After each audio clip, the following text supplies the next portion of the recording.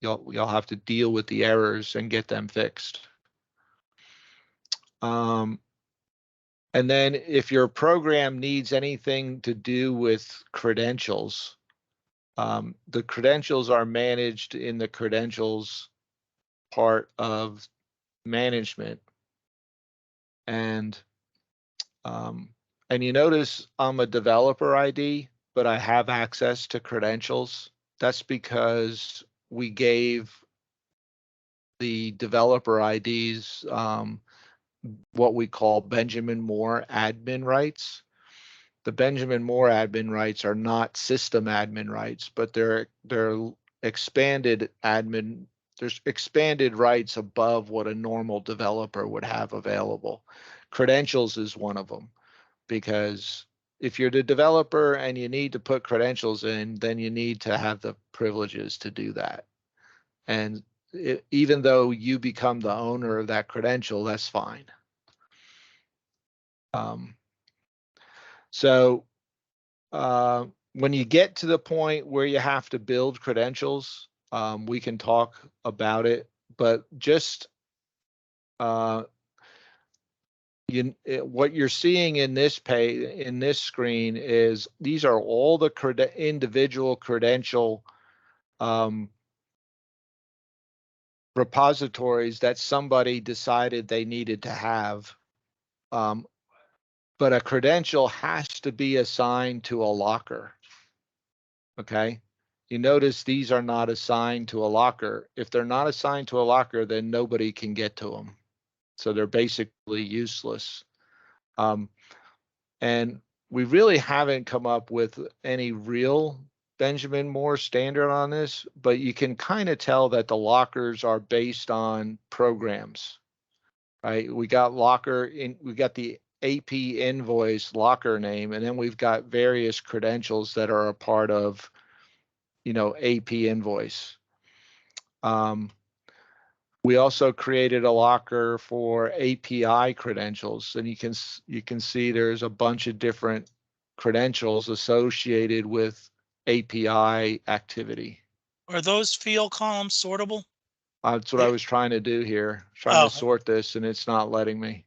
The name is sortable, but the locker name is not. Okay. It's kind of dumb. Yeah, I like and it's kind of trial and error. There was a time where I created some lockers and I put some credentials in there, and then I was like, oh, that wasn't the right way to organize it. Let me go change it. And so then I come up with a better way to organize the credentials. The key with credentials is that they need to be generic enough that they can get copied from dev to QA to production, because you're gonna need to use, if you build the program in dev and you need to look up the password for a particular account. Let's say you're going to go connect to Liaison's portal. Okay. Well, even though you're in dev and you're connecting to Liaison's portal, when you're in dev, you're connecting to their dev portal, but when you're in Liaison prod, you want to connect to the prod portal. Okay. So you need to kind of think about that up front so that you can copy the information from the code that's in dev, and when you put the code in prod, it doesn't break. If it needs the prod credential, it knows how to get the prod credential, and when it needs the dev credential, it's programmed to get the dev credential correctly.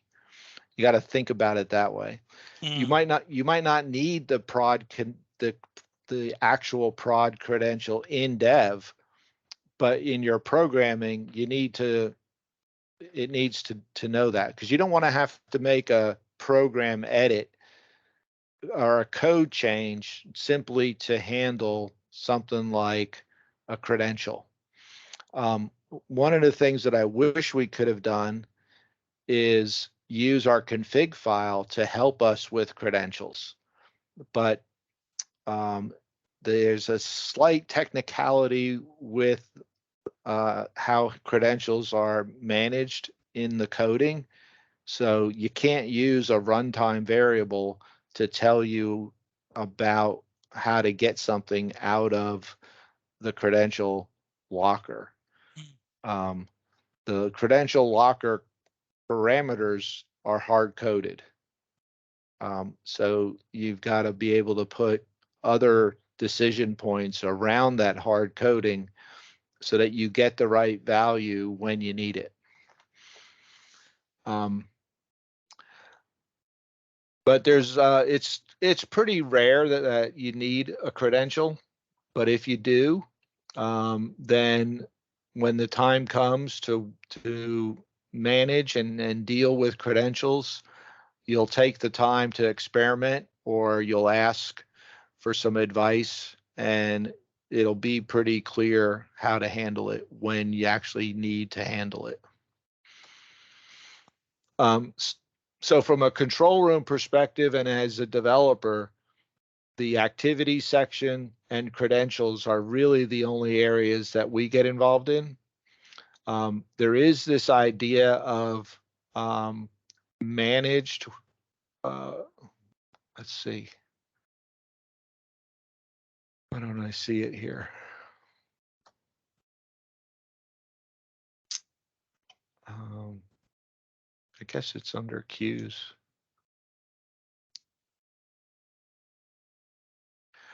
There is this concept of workload management that where the bots can interact with data that is stored in the control room.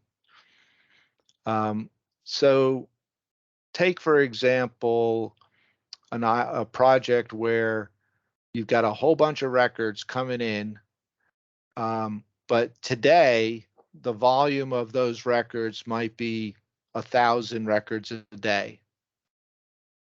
But in 2 years, you expect the volume to be 100,000 records, right? So when you design this program, the idea is that you want to have a few bot runners out there today handling the workload, but you want to be able to grow those bot runners as the volume of the system increases. Does that make sense? Yeah, exactly. Yep. Right. So now it could be possible that so how do you have multiple bot runners get records from a source whereby they don't get the same record to work on? Right? So you need a queue. You need a queue, and all the data goes into the queue. Well, the physical data doesn't necessarily have to go in the queue, but a reference to the physical data has to go in the queue, and that physical reference needs to be unique. So, and then what happens is your bot runners read from this queue to determine what record they're going to go work on. And then when they're done working on that record, they tell the queue, hey, that record's complete. And then that record gets marked complete, and the queue knows that it doesn't need to do anything with it anymore. Now, it could also be like, so there is this idea that the queue has a status, right? The queue entry has a status. You don't necessarily have to use that queue status. But I think somewhere in the architecture of this workload management concept, you do want to be able to purge records from your queues. You don't want the records to be out there for forever, right? Ideally, when the record's been processed correctly, you want the record to go away. Does that make sense? Yeah, I mean, go away is a not really go away, but being marked as being marked as complete. complete, so another runner doesn't pick it up. Right. But if there's a queue, wouldn't that happen automatically when the next available bot picked it up? Wouldn't that be removed from the queue? So I don't know exactly how the queuing system works, or the workload manager works, because we never programmed one. But I do know that the concepts exist. The difference here is that your bot is, so you would need a bot that would be responsible for loading the queues with work. Uh-huh. And then you would need other bots that would be responsible for processing the queued requests. And the idea here is when the as the queue grows, the control room can bring more and more bot runners online to handle the load, and you really don't have to worry about it. You would set parameters that said if the queue is below 50, then I need one bot runner, and if as the queue grows, um, keep adding bot runners until the point where the queue is back in the 50 or less, right? So the control room will keep adding bot runners Hmm. to the system, as but that assumes that you have licenses. It assumes that you have bot runner devices available to handle all those, right? Um, so um, and you might put 3 or 4 bot runners in a pool for the queue to manage, for the workload manager to have access to, but it doesn't have to have them all out there running all the time. All the it time. it Yeah. can it can you can you can use um, you can use those bot runners for multiple different projects. But if you need them to handle workload, then they're available as extras. That's Um, kind of nifty. It's like a parallel dynamic, I mean dynamic parallelism. it Um, is. It yeah, and is. that's a nifty concept. Right.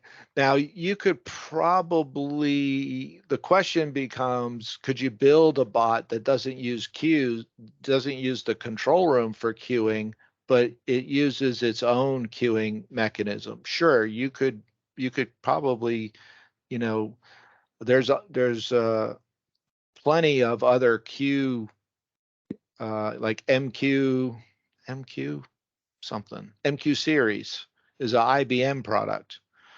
Um, you could interface to a corporate MQ series, process management system, or a business process management system, um, and then have bots that pull data off of queues from that environment. Um, you don't necessarily have to use the AA queuing component, but it's here if you need it. Um, it's here. We haven't found an application where it seems like it would be valuable to us to do it with. So we haven't pursued looking at it. Um, Yeah, but you never know when you're going to get the transactional volume that you well, might need it. the credit release program could actually be converted. It actually seems to me like it would fit into a workload management environment. Who cares if we're processing an ACE credit release or a DIB credit release? Um, you could have a bot runner go out continuously looking at SAP to say, do I have any new work? And as soon as it has new work, it puts it on the queue, Hmm. right? And then the bot runners, they're just running all the time, connected to SAP, and they're just saying, is there anything on the queue? Okay, I'll sleep for a minute. Is there anything on the queue? Oh, nothing there. And they just hang out until there's work to do. Now, the way unfortunately, with SAP, you have a login, but you can only have one user logged into the account at a time. So if we were going to implement a scenario where we wanted to have credit release running with multiple parallel transactions, we'd have to have multiple IDs. And there's no reason why we couldn't have bot, RPA 1, 2, 3, 4. We could certainly have those accounts set up and we could use them. But accounts 3 and 4 probably wouldn't get a whole lot of activity unless we set it up so that they were load balanced and they, round robin, you had an ID running in round robin mode. But now you got 4 IDs created. You got to have separate bot runners available to do that, and you got to have separate licensing to do all that. But if the ACE, if the ACE volume and credit release got to the point where one bot running every 15 minutes can't handle the load, then we would have to look at potentially doing something, something different. Right now we run ACE, and then right behind it we run Do It Best. Well, maybe we need to start running ACE separate from Do It Best. And if we're going to do that, we need separate IDs, one for each vendor. We could do that. That would be very easy. And then our Do It Best executions aren't dependent on our ACE executions. They're independent of each other. That'd be the first thing that we could do. But the way it works now, so queuing is nice, but if you're going to have multiple bot runners, then you've got to understand, your entire programming has to support parallel execution, right? We're logging to log files and we've got Excel files open. So if we have 4 bot runners with the Excel file wanting to have an Excel file open, does that really work? Probably not, right? So now you say, okay, well, your backing store can no longer be a single point of resource. It's got to be dynamic. So now you got to say, okay, I need a database, right? I need to be able to have multiple programs doing updates and inserts. So the architectures really take on, is it single threaded? Most programs that we would write for automation are going to be single threaded, meaning that they can only run one copy at a time. If you really want to be able to run parallel bots, you got to the design is different than a single threaded bot.